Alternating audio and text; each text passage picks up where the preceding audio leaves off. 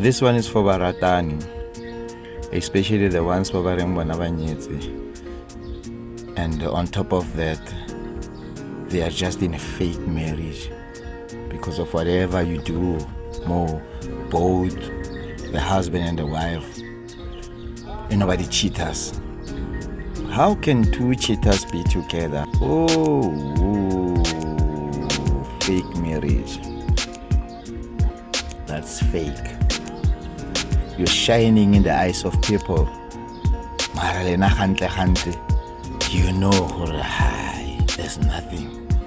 The guy can go out and come back and not tell the wife there and raise the child there.